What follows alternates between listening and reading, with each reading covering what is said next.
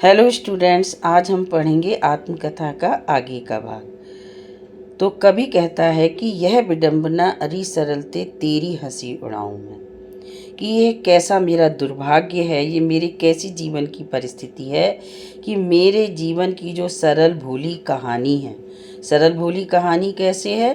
यानी कि जिसमें कवि का भोलापन है ना, असफलताएं हैं। आज वही कवि को लोगों के आगे कहना है और निश्चय ही उसे सुनकर लोग उसकी हंसी उड़ाएंगे।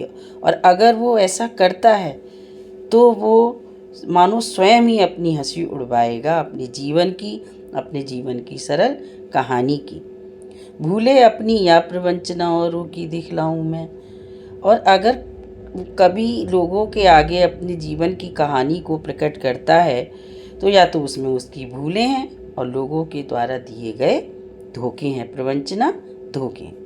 कभी उसे कह करके सिर्फ भूलों को और धोखों को लोगों के आगे प्रकट करेगा।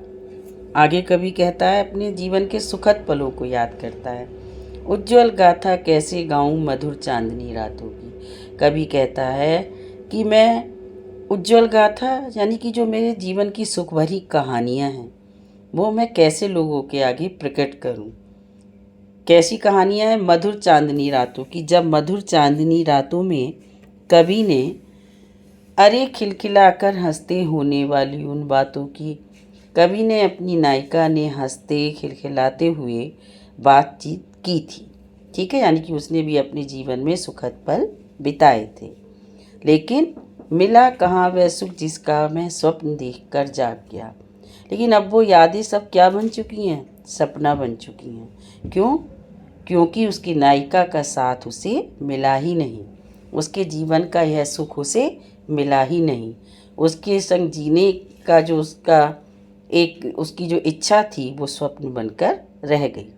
आलिंगन में आते आते मुस्का कर जो भाग गया। आलिंगन में आते आते यानी कि उसके जीवन में आते आते, उसके निकट आते आते उसके जीवन को वो थोड़े से खुशी के पल देकर उससे दूर चली गई। जिसके अरुण कपोलों की मतवाली सुंदर छाया में। यहाँ पर कवि अपनी नायिका की सुंदरता का वर्णन करता है कि उसके अरुण अर्थात लालिमा से युक्त कपोल गाल, जो उसके गाल थे वो लालिमा से युक्त थे। मतवाली यानी कि मतवाला बना देने वाले थे, इतने सुंदर थे। ठीक, उसकी जो उषा काल की जो लालिमा थी वो उसके गालों की छाया मात्र थी। मतलब जो उषा काल है उसकी लालिमा को देखकर लगता था कि जैसे उसकी जो लालिमा है वो उसने उसी के गालों से चुराई है। ठीक, तो यानी कि जो उसकी उषा काल की लालिमा है वो उसके गालों की छाया मात्र थी। उसकी स्मृति पाथे बनी है थके पथिक की पंथा की। स्मृति होता है यादें, पाथे सहारा, पथिक यात्री और पंथा मार्ग। यानी कि उसकी यादें ही इस जीवन रूपी यात्रा का जो यात्री है कवि, उसके जीने का एकमात्र सहारा है। सीवन को उधेड़ कर देखोगे क्यों मेरी कंथा की। कवि कहता है कि अगर वो आत्मकथा लिखता है तो उसका जीवन तो गरीब की गुदड़ी की तरह है, जिसमें कुछ भी प्रेरक नहीं है। जैसे गरीब की गुदड़ी को खोलकर देखा जाए तो क्या वो उसकी सफलताओं की कहानी कहेगा? नहीं, वो उसकी गरीबी की कहानी को कहती है उसकी गुदड़ी। वैसे ही जो कवि की आत्मकथा है वो उसके असफलताओं की, उसके जीवन में मिले धोखों की कहानी है। छोटे से जीवन की कैसे बड़ी कथाएं आज कहूँ। कवि कहता है कि मैंने अभी छोटा सा जीवन ही व्यतीत किया है, लेकिन मैंने इस जीवन में बड़े बड़े दुखों को देखा है जिसे मैं लोगों के आगे प्रकट करना नहीं चाहता। क्या यह अच्छा नहीं कि औरों की सुनता मैं मौन रहूं? तो क्या ये अच्छा नहीं होगा कि जो अन्य लेखक कवि हैं जिनके जीवन की कथाएं प्रेरक हैं, सफलताओं से भरी हैं, वो लोग अपनी कहानी कहें और मैं उन्हें सुनकर अपनी कहानी के साथ मौन बना रहूं। सुनकर क्या तुम भला करोगे मेरी भोली आत्मकथा।